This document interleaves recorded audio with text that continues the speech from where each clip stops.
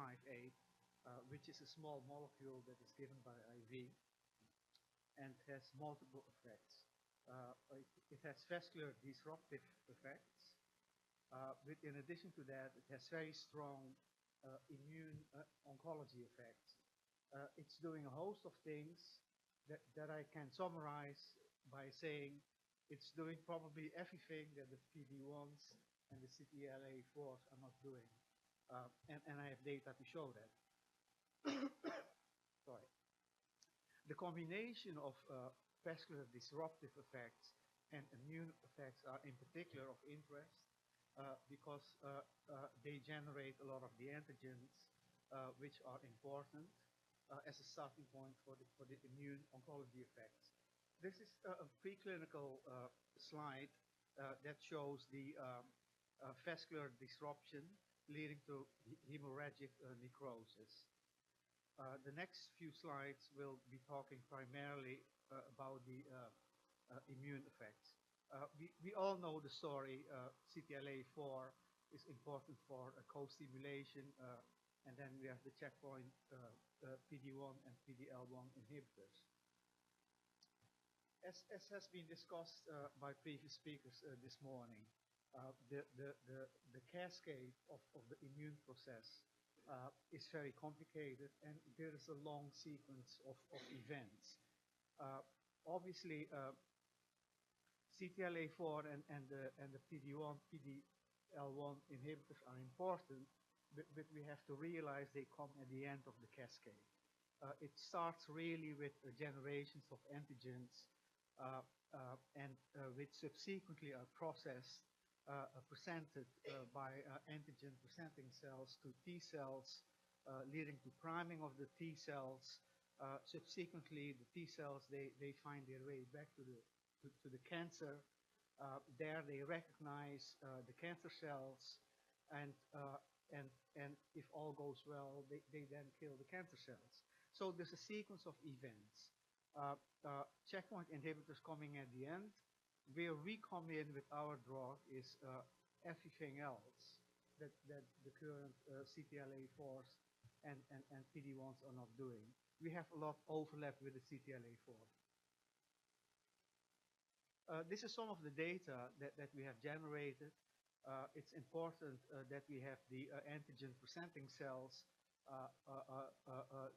stimulated and maturated, and everything here in red represents our drug that is working very well and to the same extent as established what we call positive controls in a variety of dendritic cell activation endpoints. If you look at the Tregs, and earlier this morning it was discussed by several speakers that the presence of Tregs in cancer, in tumor, they create an immune suppressive environment. So that's something we would like to reduce Tregs as much as possible, and that's what we do with our drug. When we compare our drug with PD-1 inhibitors and CTLA-4 inhibitors, we do get the reduction that the PD-1s and CTLA-4s do not get. If you look at the ratio CD8 that we do want to come up, because they are the ultimate cytotoxic cells, if you look at the CD8 ratio versus Treg, this one you want to go up, this one you want to come down. That's exactly what we see. And also we see that, but we don't see that with PD-1 inhibitors and CTLA-4 inhibitors. For macrophages, the same story. We see a strong reduction. We don't see that with checkpoint inhibitors. If you look at these are tumor volume models. If we combine our drug with PD-1s and CTLA-4 inhibitors, we have consistently the biggest reduction in tumor volume. Overall, the combination with our drug and the existing PD-1 and CTLA-4s superior in looking at a variety of endpoints. It also has been discussed earlier this morning that immunotherapy, monotherapy, is very promising, and we have a lot of debate about that. There is a long duration of response, and whether that is defined by cure or not, that's a discussion. But a key point to make is that although the immunotherapy responses today are durable for a number of patients, we still have a long way to go to treat the majority of the patients and have them a durable response as well. And that's where immunotherapy comes in, and we hope with our drug to get to a higher level of sustained response.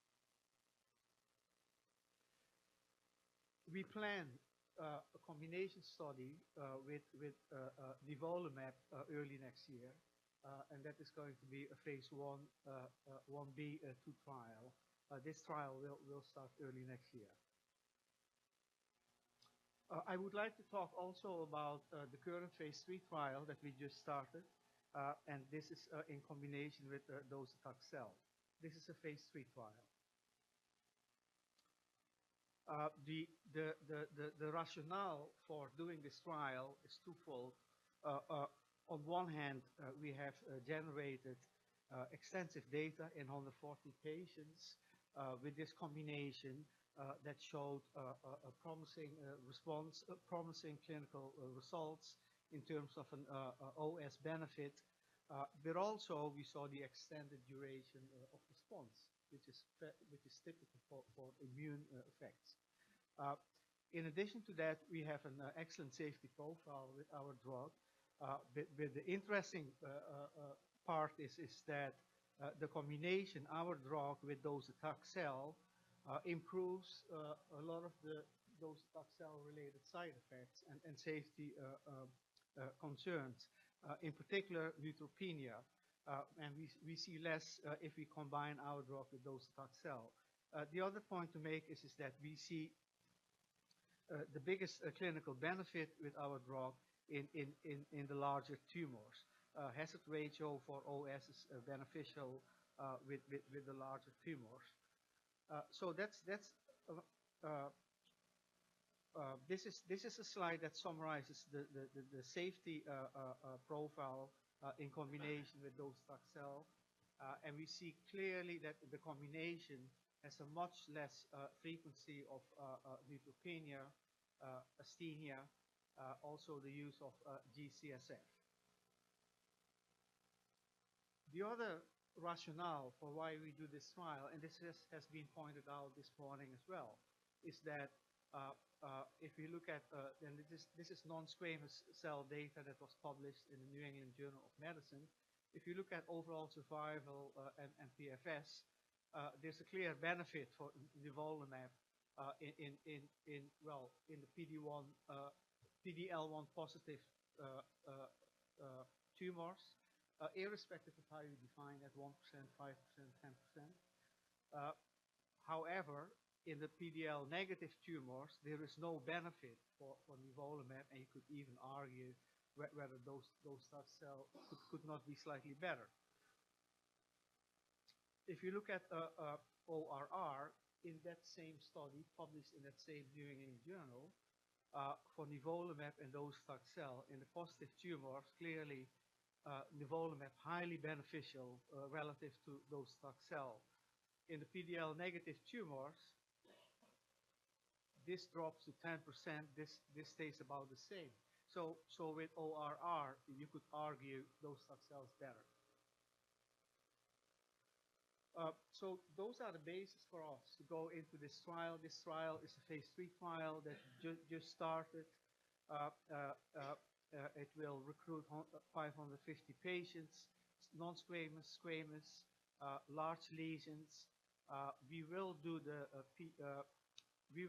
PD-L1 test at baseline and correlate prospectively PD-L1 status with outcome. We will include patients who had prior checkpoint inhibitors and who failed. Uh, this is a trial for second and third line, and we also look at cross-express mutants. Patients will be randomized into the two treatment arms. We will look at the typical clinical endpoints, also quality of life, neutropenia benefit. So with that, thank you for your attention. I would like also to bring up that these studies that I mentioned are actively recruiting. So anyone who has an interest to participate, feel free at any time to contact me. Thank you.